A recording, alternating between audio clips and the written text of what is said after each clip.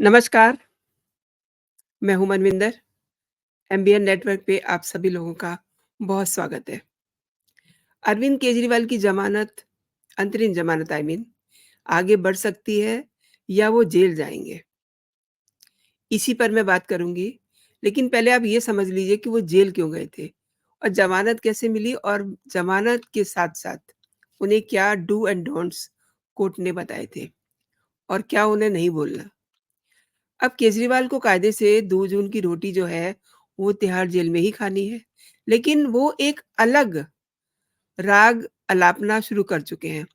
Press conference कर रहे हैं, भाषण दे रहे हैं और कह रहे हैं कि अगर आपने झाड़ू पर वोट दिया, तो हो सकता है कि मैं जेल ना जाऊँ। अच्छा, आप खुद ही सुन लीजिए कि वो क्या कह रहे हैं। Just a moment.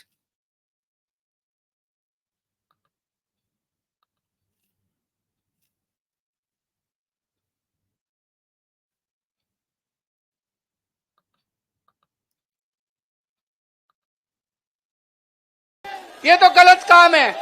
इससे तो देश तरक्की नहीं कर सकता। गलत तो नहीं कह रहा भाई साहब।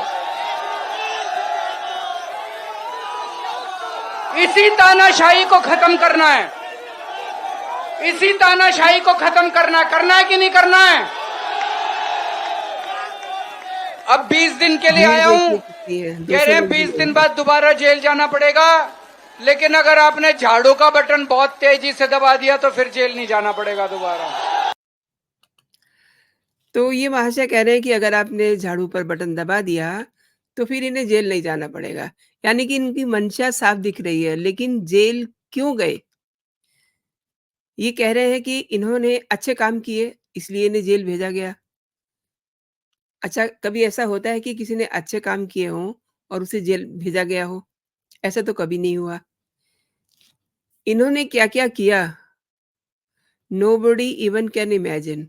कोरोना काल में जिस समय लोग एक-एक साँस के लिए ऑक्सीजन ढूँढ रहे थे, उस समय ये क्या कर रहे थे?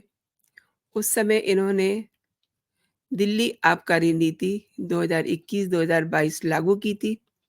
इस शराब नीति के एग्ज़ीक्यूशन में काफ़ी सारी अनियमितताओं की शिकायतें आती हैं। उसके बाद उपराज्यपाल ने सीबीआई की जाँच की सिफ़ारिश की। इसके साथ ही आबकारी नीति 2021-22 सवालों में घिर घिर जाती है। उसपे सवाल उठने लग गए थे। हालाँकि नई शराब नीति को बाद में इसे बनाने और इसके एग्ज़ीक्यूशन में जिस समय अनियमितताएँ सामने आती हैं, इसको रद्द कर दिया गया था। सीबीआई ने अगस्त 2022 में इस मामले में 15 आरोपियों के खिलाफ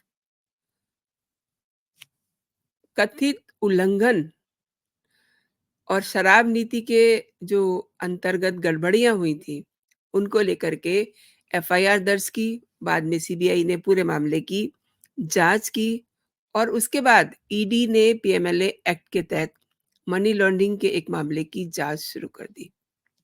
तो यहाँ से मामला शुरू होता है। ईडी और सीबीआई दिल्ली सरकार की नई शराब नीति घोटाले में अलग-अलग जाँच कर रही है और ईडी नीति को बनाने और लागू करने और मनी लॉन्ड्रिंग के आरोपों की जाँच कर रही है।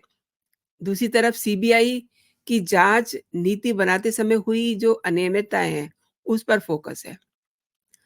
दिल्ली शराब नीति में जो अनियमितताओं की जाँच हो रही है, उसमें सीबीआई और ईडी दोनों ही अब तक 15 से अधिक आरोप पत्र दायर कर चुकी है और गिरफ्तार होने वालों में अरविंद केजरीवाल, मनीष सिसोदिया, संजय सिंह, विजय नायर, के कविता, मंगुट्टा श्रीनिवास रेड्डी, राघव मंगुट्टा, समीर महेंद्रू, अरुण रामचंद्रन, राजेश जोशी, गौरंतला बबूची बाबू और अमित अरोड़ा, गौतम मेहलोत्रा, अरुण पिल्लई, बेनामे बाबू, पी शरत चंद्र रेड्डी, अरबिंदो फार्मा के निदेशक और प्रमोटर और कारोबारी अमनदीप थाल और व्यवसायी अभिषेक बोयनपल्ली शामिल हैं। इसमें संजय सिंह अ, उनको ज़मानत मिली हुई है, जबकि वो सरकारी गवाह कुछ बन गए जिनके मैंने आपको नाम बताए हैं। अरविंद केजरीवाल को 10 मई को ज़मानत मिली है। इसके बाद ईडी ने अदालत में आरोप पत्र दिया और ये कहा कि दिल्ली आबकारी नीति में लगातार अवैध धन कमा करके उसे अपने पास लाया जा सके, ऐसा नेताओं ने इसको शेप दिया था। और ईडी ये भी कह रहे हैं कि ये नीति अवैध और आपराधिक गतिविधियों को कंफर्टेबल बनाने के लिए जानबूझ के, मतलब उसमें लकूनास छोड़ दिए गए थे। इस नीति की वजह से बैकडोर से गुटबंदी को बढ़ावा मिला, यानी कि जो छोटे कारोबारी थे, वो तो बर्बाद ही हो गए। जो बड़े कारोबारी थे, जो इन्हें बहुत सारा पैसा दे रहे थे बैकडोर से, उनके वारे न्यारे हो गए। और इसके साथ ही 12% का अत्यधिक थोक लाभ मार्जिन और 185% का भारी खुदरा लाभ मार्जिन दिया गया। ऐसा करने से आपके जो कहना चाहिए कि टॉप लीडरशिप थी, उनको व्यवसायियों ने उनकी जेबें भर दी, इतना पैसा उनको दे दिया। अब यही तो सब चल रहा है। और केंद्रीय जांच एजेंसी ने अदालत को हाल ही में बताया है कि केजरीवाल इस घोटाले के सरगना हैं, यानी कि किंग पिन है। और एजेंसी के मुताबिक केजरीवाल ने साउथ ग्रुप से 100 करोड़ रुपए की डिमांड की और इस पैसे का एक हिस्सा, यानी कि 45 करोड़ रुपया जो है वो गोवा के विधानसभा चुनाव में इस्तेमाल किया गया। और केजरीवाल कह रहे हैं कि उन्हें अच्छे काम के लिए अच्छे काम उन्होंने किए हैं, इसलिए उन्हें जेल भेज दिया गया।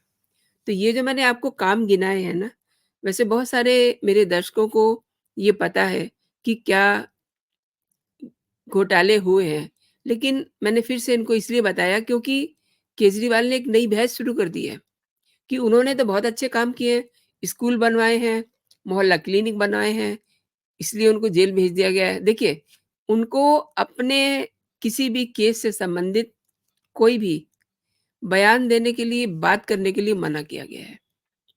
लेकिन वो लगातार जब से जेल से निकले हैं, तब से लगातार उन शर्तों को कहना चाहिए कि इग्नोर कर रहे हैं। जैसे उन्होंने 9 सम्मन इग्नोर किए, ठीक उसी तरीके से वो अब सुप्रीम कोर्ट ने जो शर्तें लगाई हैं, आपको ये नहीं करना, मैं अभी आपको वो शर्तें भी दिखा सकती हूँ, ताकि आपको आइडिया हो जाए कि क्या-क्या डू एंड डोंट्स थे इनके लिए। देखिए, शराब नीति केस से खुद की भूमिका पर कोई बयान नहीं देंगे। अब अभी तो रोड शो कर रहे हैं, इसीलिए सचिवालय वगैरह नहीं जाएँगे, अगर जाएँगे तो पता चल जाएगा और सरकारी कामकाज में दखल भी नहीं देंगे। लेकिन देखिए, ये कह रहे हैं ना कि उन्हें कुछ किया ही नहीं है, तो शराब नीति केस से जुड़े किसी भी गवाह के साथ बातचीत नहीं करेंगे।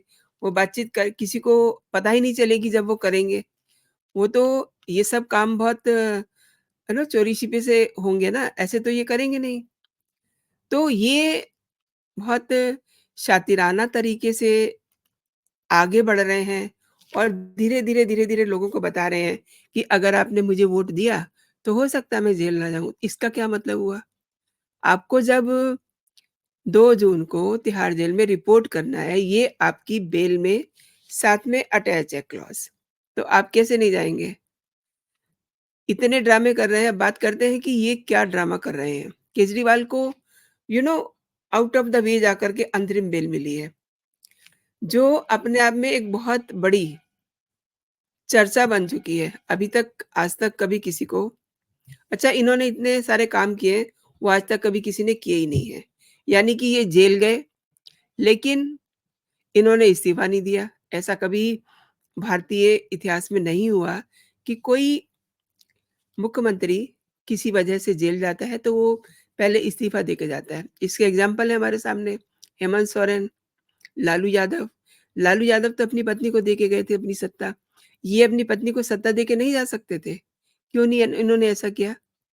लेकिन चलिए, सारे काम इनके लिए उल्टे-पुल्टे हो रहे हैं। अब इनको अंतरिम बेल दी गई है, तो अगर इनको इनकी बेल एक्सटेंड हो जाती है, तो मुझे इसमें कोई हैरानी नहीं होगी क्योंकि इनको आउट ऑफ द वे जाकर के पहली बार किसी को चुनाव प्रचार करने के लिए बेल दी गई है।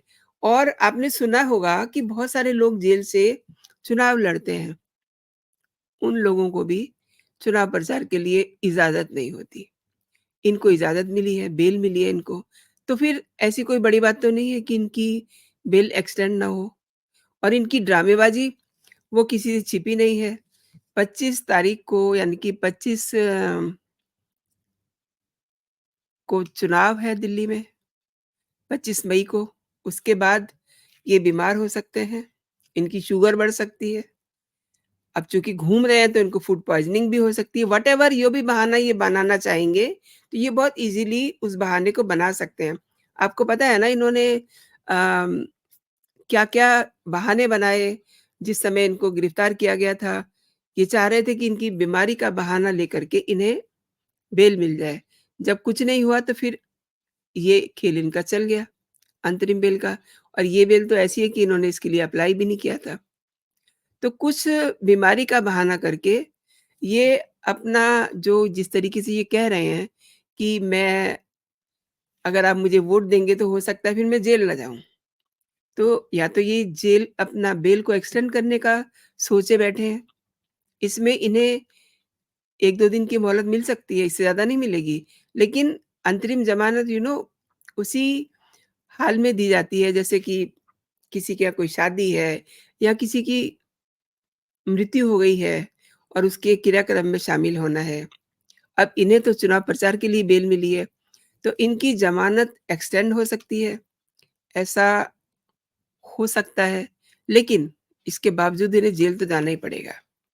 इन्हें पता है कि ईडी के सम्मन पर गिरफ्तार हो सकते हैं, इसलिए इन्होंने कितना ड्रामा किया, 9 सम्मन को इग्नोर किया। एक आम आदमी कभी भी 9 क्या, पहले ही सम्मन पे वो थर-थर काँपने लग जाता है और वो पहुँचता है। अगर ये भी पहुँच गए होते तो आज जेल के पीछे नहीं होते, जेल की सलाखों के पीछे नहीं होते। लेकिन देखिए ड्रामेबाज़, इन्हीं के एक साथी थे सत्येंद्र जैन, जिनके फ़ोटोग्राफ्स आपने देखे, कैसे फ़ोटोग्राफ्स थे वो? जेल में केवल सलाखें ही नहीं होती हैं, जेल में उनकी मालिश करते हुए, उनके हाथ-पैर दबाते हुए, ये सब फ़ोटोज़ आए। ये अब चाहते तो अपना फ़ोटो बाहर भिजवा सकते थे, लेकिन इनको लगा कि अगर जेल की सलाखों के पीछे अरविंद केजरीवाल को दिखाया जाएगा, तो एक सिम्पैथी कार्ड खेलने का मौका मिल जाएगा। अब तो ये सलाखों के पीछे से बाहर आ गए हैं और अब तो जम करके ये खुला खेल खेलना शुरू कर चुके हैं। हर इनके भाषण में, हर इनके प्रेस कॉन्फ्रेंस में कोई ना कोई ये शर्त को तोड़ रहे हैं, कोई ना कोई बात ऐसी करते हैं, जिससे ये साउंड होता है कि शायद अब ये जेल ना जाएँ। लेकिन अब ये देखना बड़ा दिलचस्प होगा कि 2 जून की रोटी ये कहाँ खाते हैं? ये वो रोटी सुनीता केजरीवाल के हाथ से खाते हैं या कि फिर ये वो रोटी जेल में खाते हैं? तो दोस्तों, ये ड्रामेबाज़ तो हैं ही, कितना बड़ा घपला इन्होंने किया और लास्ट मोमेंट तक ईडी सुप्रीम कोर्ट को ये कहते रहे कि आप इन्हें अगर रिहा कर रहे हैं, तो ये एक नई परंपरा का आप आगाज़ कर रहे हैं जो आई मीन एक नई और गलत परंपरा हो जाएगी और वो हो चुकी है। उसके रिज़ल्ट आप आज देखिएगा क्योंकि बहुत सारे लोग जेल में हैं, जो लॉजिक देंगे कि उन्हें चुनाव प्रचार करना है और सुप्रीम कोर्ट ने एक ऐसा उदाहरण प्रस्तुत कर दिया है, अब उनको आगे वो सब प्रॉब्लम्स जो हैं फेस करनी पड़ेंगी। सेकेंडली इन्होंने जाँच एजेंसियों के मनोबल को भी कहीं न कहीं गिराने की कोशिश की है। अब एक जाँच एजेंसी लगातार पूरी कोशिश कर रही है कि इन्हें बेल ना मिले, लेकिन एजेंसी की तो मानी ही नहीं गई। लास्ट मोमेंट तक उन्होंने चार्जशीट तक दिखाई, उन्होंने एक हल्फ़नामा दायर किया कि इनको ज़मानत नहीं दी जानी चाहिए, लेकिन दी। इसीलिए कहीं न कहीं लगता है कि फिर इनकी ज़मानत एक्सटेंड भी हो सकती है ना, आउट ऑफ द वे जाकर, क्योंकि इनके लिए तो सारे नियम, सारे कायदे, सारे कानून तोड़े जा रहे हैं। तो अगर इनको बेल इनकी एक्सटेंड भी हो जाती है, तो दोस्तों आप हैरान मत होइएगा। लेकिन एक बात पक्की है, कानून चाहे कितना भी फ्लेक्सिबल हो जाए, लेकिन वो इन्हें गिरफ्तार ज़रूर करेगा। तो जेल तो इन्हें जाना ही पड़ेगा, चाहे ये कितना लोगों को उनके इमोशंस को के साथ खिलवाड़ करें, उनके इमोशनल कार्ड उनके साथ खेलें, लेकिन जेल तो इन्हें जाना ही पड़ेगा। तो दोस्तों अभी के लिए इतना ही। आप को मेरा वीडियो कैसा लगा मुझे ज़रूर बताइएगा कमेंट करके, और इस वीडियो को लाइक ज़रूर कीजिएगा। एंड नोटिफ़िकेशन लेने के लिए आप बेल आइकन को ज़रूर प्रेस कर दीजिएगा। जय हिंद, जय भारत।